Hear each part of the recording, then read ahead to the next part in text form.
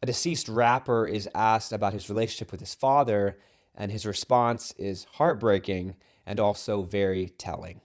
Hey guys, I'm Father David Michael Moses. If you find these reaction videos helpful and informative for your faith and your life, please make sure that you subscribe so you don't miss out on future content. So this video is kind of circulating the internet right now. It's gone kind of viral, especially on TikTok. And it shows a rapper. His name's XXX Tentacion, I think is how it's pronounced. I've never really heard any of his music. But sadly, just a few years ago, he was shot and killed while he was being robbed. He was only 20 years old. Really, really sad. And apparently there's this old video of him being asked about his relationship with his father. So let's take a look. Do you have any relationship with your father? I mean, What's that? What's a father?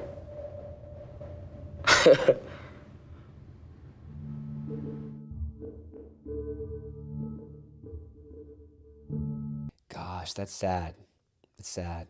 It doesn't seem like his response is literally that he doesn't know what a father is, but it's saying that that experience of a father has been so void in his life that it doesn't really have a meaning for him. You know, this resonates a lot with what I've seen in my own ministry. I was a chaplain in a juvenile detention center for about a year as part of my seminary training. Once a week, we'd go into the detention centers and we'd meet with kids from the age of 11 to 18. There were some kids who had stolen cars. There was one young man who had killed someone. And this was all things that they told me, and all kinds of situations in between. The kids were just very, very lost, right? And my entire year there, meeting with kids every single week, I don't remember one of the kids telling me that he had his father present in his life. In fact, for the vast majority of them, their father was in jail, their older brother was in jail. For them, success in life was just not going to jail.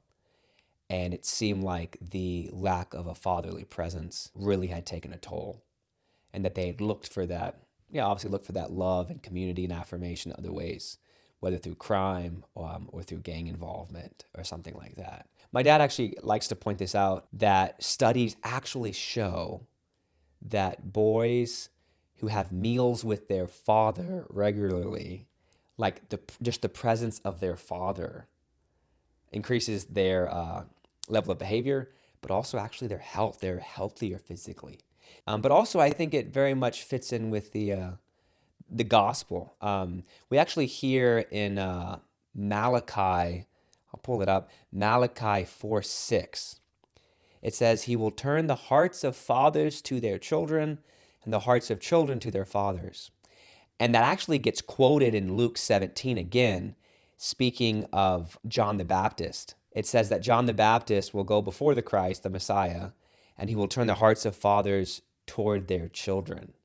Why is that so important? Why is that significant? Specifically that John the Baptist, in preparing the way for the Lord, would turn the hearts of fathers to their children. Well, because when Jesus comes, he's about to tell the people that God is their father. And the only way the idea of God as father is a comforting image is if you have a positive image of your father. So John the Baptist was there to repair those relationships so that when God comes as father, it is received by the people. I've seen this in my ministry too. It is very, very difficult for people who have a wound with their own father sometimes to relate with God or even to receive the father's love.